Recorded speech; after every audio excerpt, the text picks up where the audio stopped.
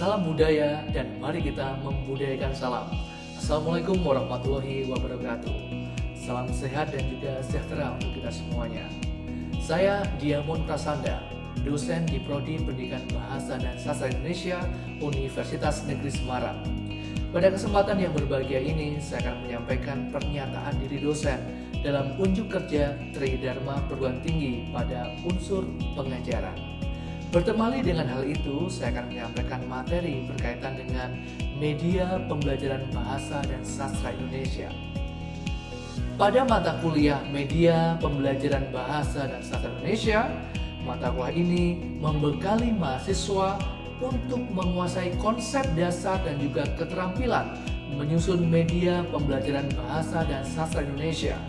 Topik kajiannya adalah hakikat, jenis, fungsi, teknik pengembangan, dan juga kriteria pemilihan media pembelajaran bahasa dan sastra Indonesia, serta mampu merancang dan menggunakan media dalam kegiatan pembelajaran bahasa dan sastra Indonesia berdasarkan kurikulum di SMP, SMA, dan juga SMK yang berlaku di sekolahan. Berkaitan dengan capaian pembelajaran lulusan, yaitu yang pertama, menginternalisasi nilai, norma, dan juga etika akademik. 2. Mampu menerapkan pemikiran logis, kritis, sistematis, dan juga inovatif dalam konteks pengembangan atau implementasi ilmu pengetahuan dan teknologi yang memperhatikan dan menerapkan nilai humaniora yang sesuai pada bidang keahliannya. 3. Berbahasa Indonesia serta penerapannya secara fleksibel, jujur, dan bertanggung jawab. 4. Berperan sebagai warga negara yang bangga dan cinta tanah air, memiliki nasionalisme serta rasa tanggung jawab pada negara dan bangsa. 5. Menguasai konsep dan prinsip pedagogi dan psikologi pendidikan dan pembelajaran serta penerapannya dalam memahami potensi dan juga karakteristik dan pengembangan peserta didik. 6. Mampu bertanggung jawab atas pencapaian hasil kerja kelompok dan melakukan supervisi dan evaluasi terhadap penyelesaian pekerjaan yang ditugaskan kepada pekerja yang berada di bawah tanggung jawabnya. 7. Menguasai dan memecahkan permasalahan pemakaian bahasa Indonesia dan pembelajaran bahasa, sastra, dan keterampilan berbahasa, menguasai konsep-konsep, prinsip-prinsip, pendekatan, teknik, dan juga pengembangan pengertian pembelajaran. 8. Terampil menyusun rancangan kewirausahaan dan mempraktikkan kewirausahaan bahasa, sastra, dan juga keterampilan berbahasa Indonesia secara jujur, disiplin, dan juga bertanggung jawab dan komunikatif. 9. Menguasai konsep dan juga prinsip kebahasaan, kesastraan, keterampilan berbahasa, pembelajaran bahasa, sastra, dan juga keterampilan berbahasa. Yang ke-10, mampu mengkaji implikasi pengembangan atau implementasi ilmu pengetahuan teknologi yang memperhatikan atau menerapkan nilai humaniora serta dengan keahliannya berdasarkan kaidah, tata cara, dan juga etika ilmiah dalam rangka menghasilkan solusi, gagasan, desain, ataupun kritik seni. Materi yang diajarkan pada mata kuliah media pembelajaran bahasa dan sastra Indonesia meliputi pengertian konsep media pembelajaran, ciri-ciri media, syarat media, dan juga perkembangan media, ragam media pembelajaran, ragam media visual, ragam media audio, dan juga ragam media digital. Mahasiswa juga akan dikenalkan dengan cara pemilihan media pembelajaran bahasa Indonesia baik jenjang SMP, SMA, maupun jenjang SMK. Berikutnya, mahasiswa akan dibekali dengan kompetensi pengetahuan merancang media pembelajaran bahasa Indonesia baik pada jenjang SMP, SMA, maupun SMK, dan diakhiri dengan ujian akhir semester yaitu proyek penyusunan media pembelajaran. Bentuk perkuliahan media pembelajaran bahasa dan sastra Indonesia menggunakan project based learning, diskusi materi, diskusi, kuis, dan juga penugasan melalui Learning Management System ELENA. Melalui Learning Management System yang kami sebut ELENA, mahasiswa memperoleh suplemen materi, pengerjaan tugas terstruktur, kuis, dan juga forum diskusi. Adapun yang menjadi penilaian pada mata kuliah media pembelajaran bahasa dan sastra Indonesia meliputi aspek aktivitas partisipatif yaitu dengan bobot 25%, aspek hasil proyek dengan bobot 25%, aspek penugasan dengan bobot 5%, aspek kuis dengan bobot 5%, aspek ujian tengah semester dengan bobot 20%, dan selanjutnya aspek ujian akhir semester dengan proyek akhir dengan bobot 20%. Senyambang dengan hal itu, inilah rekaman materi pada mata kuliah Media Pembelajaran Bahasa dan Sastra Indonesia pada cakupan materi konsep media pembelajaran dan juga ragam media.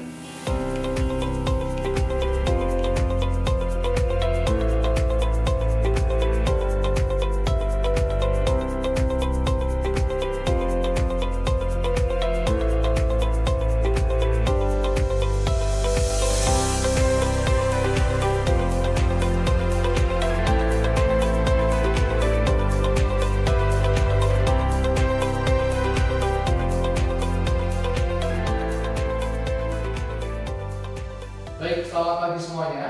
Pagi, Pak. Assalamualaikum warahmatullahi wabarakatuh. Waalaikumsalam warahmatullahi wabarakatuh. Baik, untuk mengawali aktivitas kita di pagi hari ini, mari kita tunduk dalam doa, berdoa menurut agama dan juga keyakinan kita masing-masing. Silakan.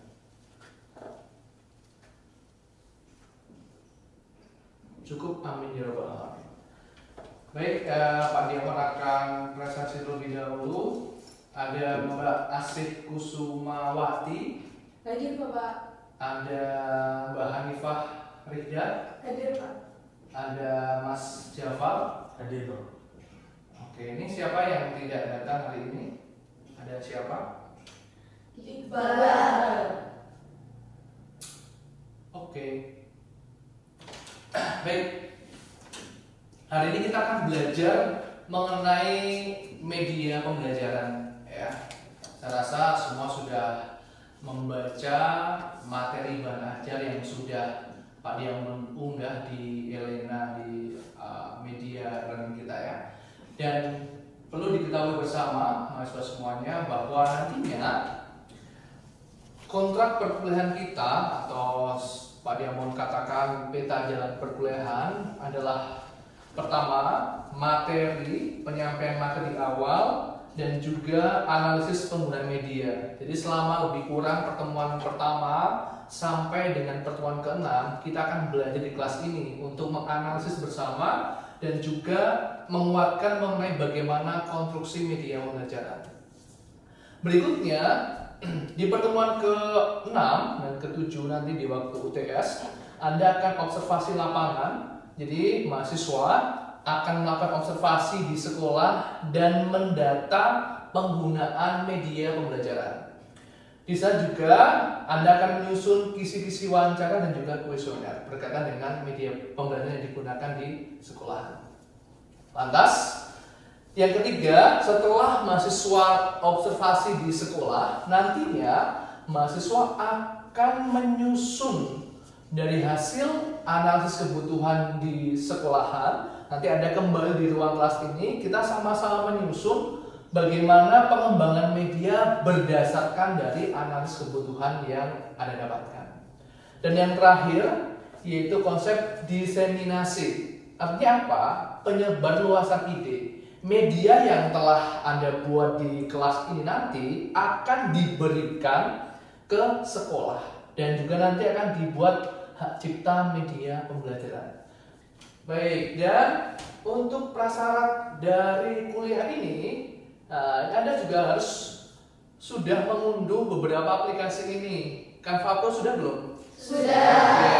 Smart Application Creator? Sudah. Oke, jadi ini nanti untuk membuat di versi digital seperti Android, Assembler?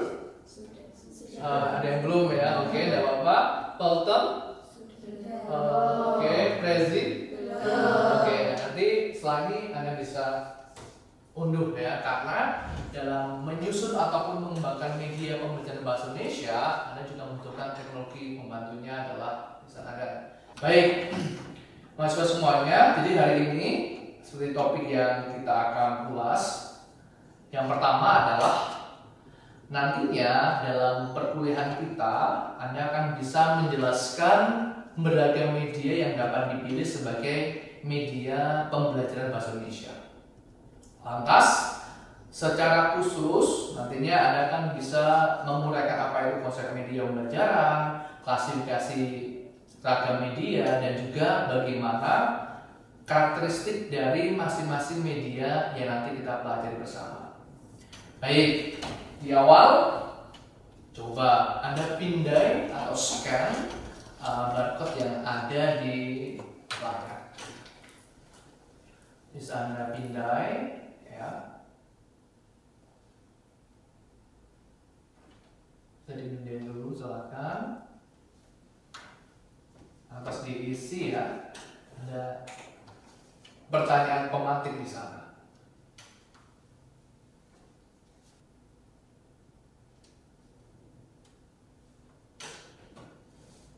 Baik, di layar sudah ada jawaban dari mahasiswa ya, dari Anda semuanya berkaitan dengan apa yang Anda ketahui di pagi hari ini berkaitan dengan konsep media pembelajaran. Ada yang menyebut ada berapa orang ini ada 6 mahasiswa menyampaikan alat pembelajaran. Boleh disampaikan siapa tadi alat pembelajaran? Yang menjawab alat pembelajaran bisa angkat tangan. Oh iya, mengapa kok Anda menyebut media itu alat pembelajaran? Izin menjawab Bapak, karena menurut saya alat media pembelajaran merupakan seperangkat alat yang digunakan dalam kegiatan pembelajaran untuk memudahkan peserta didik dalam kegiatan belajar. Oke, dengan Mbak Hanifah, Pak. Oke, berarti sehat. Satu lagi, siapa yang menyebut tadi alat pembelajaran? Media itu berguna untuk menunjang pembelajaran sehingga kita dalam belajar suatu hal atau materi dapat lebih mudah untuk paham. Oke, namanya Mas Chandra. Oke, Chandra, boleh kita menunjukkan Mas Chandra. Untuk mengklarifikasi dari jawaban tadi Mbak Hanifah dan juga Mas Chandra, coba kita akan menelaah lagi bagaimana itu konsep dari media pembelajaran. Ya. Ini contoh ya, ketika Anda observasi, setidaknya seperti ini media pembelajaran itu. Merujuk pada konsep Anderson yang juga Haynes di layar tertera ya. Jadi sebuah media itu adalah alat ya, sebuah alat atau perlengkapan yang digunakan untuk memperjelas pesan yang memungkinkan terjadinya interaksi. Artinya yang dikategorikan interaksi itu adalah ada hubungan timbal balik antara siapa yang menyampaikan pesan dan siapa yang akan diberi pesan. Hanya saja yang menjadi konsep kita pada hari ini bukan hanya sekadar media, tapi media pembelajaran. Kalau tadi media hanya sekadar alat saja, lantas ada kata berikutnya itu pembelajaran. Berarti yang akan disampaikan adalah berupa apa? Materinya, materi pembelajaran. Khususnya kalau di kita berarti materi pembelajaran. Nah, seperti apakah itu nanti kita akan uraikan bersama. Jadi media pembelajaran tadi seperti yang disampaikan oleh Mbak Hanifah dan juga Mas Chandra, betul ya, sebuah alat yang menyampaikan ya, tujuannya menyampaikan dari materi pembelajaran. Nah, materinya apa? Itu materi bahasa Indonesia. Bisa dilihat di proses ini, proses komunikasi dan pembelajaran ya rekan-rekan semuanya mahasiswa, bahwa ketika sumber informasi disampaikan ke penerima informasi itu melalui media, maka dari itu pentingnya kita untuk memilah, memilih dan juga mengembangkan bagaimana media yang tepat dalam menyampaikan sumber informasi atau lebih tepatnya materi pembelajaran bahasa Indonesia. Kira-kira nih sudah tahu ada jenis media itu media apa saja kira-kira? Ada media apa? Visual. Visual. Terus audiovisual. Apalagi? Audio. Terus? Yang di bawah? Elektronik. Media digital. Nah, baik, boleh kita akan uraikan lagi ya. Jenis media yang pertama yang akan kita kaji adalah itu diproyeksikan atau tidak diproyeksikan. Maksudnya bagaimana? Berarti kalau diproyeksikan itu artinya ditampilkan dengan menggunakan alat namanya proyektor, ditampilkan. Ada juga yang tidak perlu ditampilkan menggunakan alat itu, jadi langsung aja ada media audio, video, media komputer yang nanti akan Anda buat dan juga multimedia kit. Oke, ini contohnya sekarang Anda bisa melihat contoh ya ini. Anda bisa lihat ini ada contoh media apa berarti kalau di sini? Visual, media visual terkait dengan materinya Teks berita. Kalau bisa kita cermati bersama di media teks berita ini, kira-kira tujuan dari pembelajarannya untuk apa? Kalau melihat konsep seperti ini berarti untuk menganalisis struktur dan juga isi dan apa tadi? Isi keseluruhan ya. Ketika Anda membuat media nantinya, Anda juga harus pastikan bahwa media itu sesuai dengan tujuan pembelajaran. Jadi sama, oh ya udah teks berita, langsung ditampilkan teks berita saja, nggak bisa. Tapi tujuan pembelajarannya apa? Ini contoh yang visual. Nah sekarang coba Anda bisa melihat contoh yang ini, bisa dipindai, silakan. Gimana medianya seperti apa? Menurut tanggapan Anda melihat contoh media ini kira-kira dalam kategori media yang seperti apa? Media audiovisual. Kenapa? Karena terdapat video. Oke, baik. Nah ini juga nanti akan kita buat ya. Ini contoh dari media audiovisual. Dari dua contoh tadi ya, ada media yang sifatnya visual, ada media yang audiovisual. Tadi waktu mengakses media audiovisual membutuhkan apa, piranti enggak? Butuh ya, butuh kan? Anda harus men-scan dan memindai, lantas juga ada koneksi internetnya juga. Padahal apakah semua sekolah ataupun siswa itu membawa gawai di sekolah? Tidak. Nah, jadi yang lebih efektif mana? Siswa. Oh, siswa. Gimana? Hah? Bergantung apa? Nah, maka kita perlu pelajari faktor dalam pemilihan atau pemilihan media. Tidak mengatakan, oh kalau media semakin bagus, high tech itu makin bisa untuk meningkatkan pemahaman siswa. Belum tentu, karena kita harus menangkap dari setidaknya 5 aspek ini. Coba yang pertama, tujuan pembelajaran yang akan dicapai. Tadi Pak Neo sampaikan, oh kalau ingin menyampaikan pemahaman tadi berkaitan dengan menganalisis unsur berita, nanti ditampilkan adalah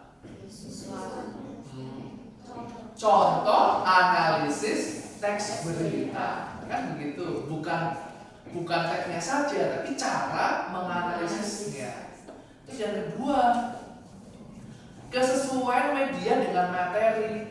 Cocok enggak ketika menyampaikan materi tersebut dengan media? Oh, ini akan menyampaikan tentang menyimak. Nah, kalau menyimak berarti cocoknya dengan media audio. Kan seperti itu. Terus yang ketiga, ini tadi yang kita bahas bersama, kondisi yang ada, yaitu ketersediaan sarana dan juga prasarana. Loh, kenapa? Karena belum tentu setiap sekolah memiliki sarana yang sama. Anda sebagai calon pendidik tentunya juga akan mengalas hal itu sebelumnya. Oh, cocok nggak diterapkan di situ? Yang keempat nih, kemampuan pengajar atau guru. Ya, wah ininya high-tech tapi nggak bisa otak, bingung sendiri itu kan jadinya malah memusingkan. Dan yang kelima nih, jangan sampai Anda lupa bahwa dalam pemilihan ataupun pemanfaatan media dibutuhkan apa namanya? Karakteristik mahasiswa, atau maksud saya adalah karakter dari siswanya. Sekarang Pak Dewan tampilkan ini ada suatu konsep dari media. Boleh, ada yang mau membacakan? Siapa? Membacakan? Ya, Mbak Uwi bisa dibacakan. Coba. Baik, kita izin membacakan Bapak. Teachers was use technology teaching practice need to be able to change their role from second stage to the right on the start. Nah, jadi mengubah stay on the stage to the guide on the side. Jadi awalnya guru itu hanya berfungsi di depan, ya, ada sebagai calon pendidik gitu, tapi diubah menjadi guide, mendampingi di samping. Artinya apa? Proses menjadi guru itu sebagai sarana fasilitator. Nah, ketika guru jadi fasilitator, perlu namanya mendesain media pembelajaran. Maksudnya adalah, misalnya kita belajar, kalau di bahasa itu alat ucap manusia. Nah, alat ucap manusia itu dari apa pertama? Alat ucap manusia? Mulut, terus apa? Tenggorokan, gitu. Terus sampai ke ke pinta suara. Nah, coba tunjukkan mana pinta suaranya. Nggak bisa ya? Wah, nggak bisa. Maka dari itu, ketika membuat visual, dimunculkan alat ucap manusia dari pusatnya mulut sampai ke bawah. Ya, divisualisasikan. Yang kedua, memperjelas penyajian pesan agar tidak terlalu verbalistis. Artinya adalah ketika penyampaian ke peserta didik nantinya, kita akan menyederhanakan konsep. Jadi bukan semua teks itu ditampilkan di media, tapi kita buat secara sederhana berupa poin-poin. Itulah mengapa ada aplikasi namanya PowerPoint. Jadi isinya adalah poin itu saja. Terus mengatasi keterbatasan ruang waktu dan daya indera. Maksudnya bagaimana? Kita hari ini berada di ruang yang sama, tapi memungkinkan tidak ketika orang lain ingin menyimak ruang ini? Bisa tidak? Bisa. Bisa dengan cara Zoom, ada aplikasi Zoom, atau kita buat rekaman di YouTube, kita bagikan. Artinya materi hari ini juga bisa dikonsumsi publik, tidak hanya orang atau mahasiswa yang datang hari ini. Itulah mengapa mengatasi keterbatasan ruang waktu dan juga daya indera. Terus penggunaan media juga mengatasi sikap pasif peserta didik. Ingat nggak tadi Pak Jamal menyampaikan di awal untuk memindai, men-scan, ya nggak? Ya, supaya semuanya berkontribusi untuk tadi menuliskan apa gagasannya. Tapi kalau saya sama siapa yang mau bertanya, siapa yang menjawab, belum tentu semuanya, karena gaya belajar seorang itu berbeda-beda. Maka dari itu, Anda sebagai calon pendidik bisa dengan stimulus dulu, berikan, ini dipindah dulu baru nanti disampaikan setelah sampai mempersamakan rangsangan, pengalaman dan juga persepsi. Maksudnya bagaimana? Ketika visual saja tanpa diberi audio bisa jadi pemahamannya berbeda, ya enggak? Nah, maka itu dikuatkan dengan penyampaian secara langsung tuturan. Dan yang terakhir yaitu meningkatkan interaksi langsung antara peserta didik dengan lingkungan. Nah, itulah konsep dari mengapa perlu kita mendesain dan juga mengembangkan nanti media pembelajaran. Baik, sampai pada konsep ini ada yang dikomentari atau yang dipertanyakan, silakan berkaitan dengan ragam media, bagaimana konsepnya, sampai nanti faktor pemilihan media pembelajaran. Boleh? Ada yang ditanyakan silakan. Ada? Ya, Pak. Oh iya. Berdasarkan dari hasil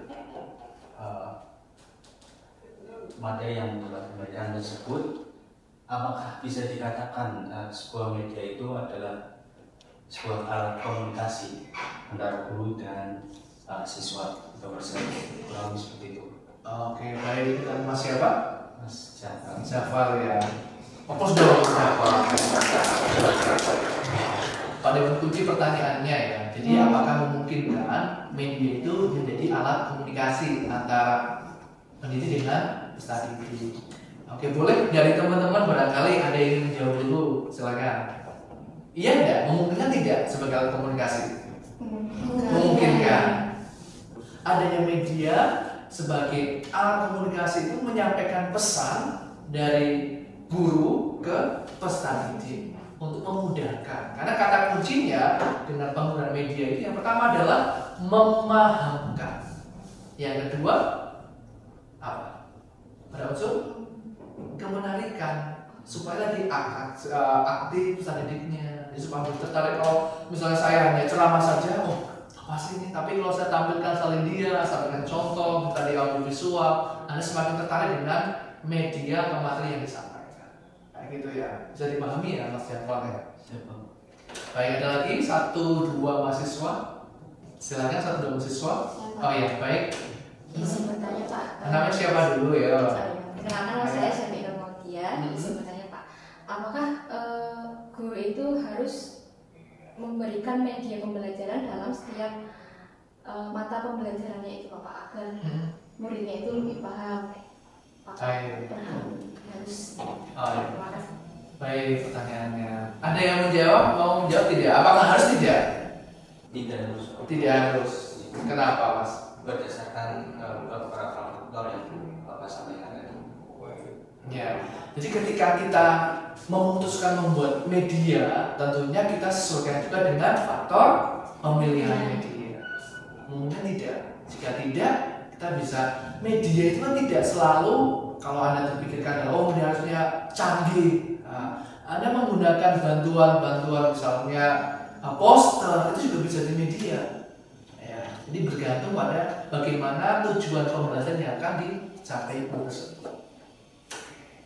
Baik, ada lagi kah? Cukup ya, nggak ada yang bertanya ya? Baik. Kalau begitu, sebagai penguatan perkuliahan pada hari ini, ya silakan Anda semua membuka di Elena. Ya, di Elena sudah saya unggah ada topik-topik untuk didiskusikan berkaitan dengan analisis media. Nanti bisa Anda diskusikan di Indekos dengan teman-teman. Begitu bagaimana analisis media saat ini, misalnya Anda bisa mendata medianya yang sudah guru lakukan seperti apa dan bagaimana keuntungan dari penggunaan media tersebut. Kuliah secara hari ini Pak Dio mengakhiri, nantinya bisa dilanjut melalui Elena, dan penugasan itu bisa Anda kerjakan lebih kurang pada 1 minggu depan. Jadi minggu depan kita akan bahas analisis media yang telah dikerjakan oleh Elena. Bisa dipahami ya? Bisa. Baik. Kalau begitu Pak Dio ingatkan lagi pada materi hari ini. Jadi kita belajar mengenai apa saja tadi? Pengertian media. Maksud media ya, bahwa media itu berupa alat untuk menyampaikan materi khususnya bahasa Indonesia. Terus ada ragam media tadi, ada apa saja? Visual. Oke, sampai ada faktor pemilihan media.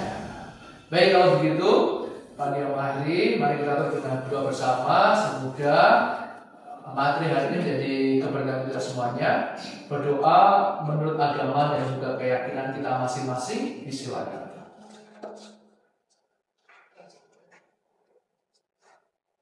Cukup, amin ya rabbal alamin. Sekian, selamat pagi. Wassalamualaikum warahmatullahi wabarakatuh. Waalaikumsalam warahmatullahi wabarakatuh.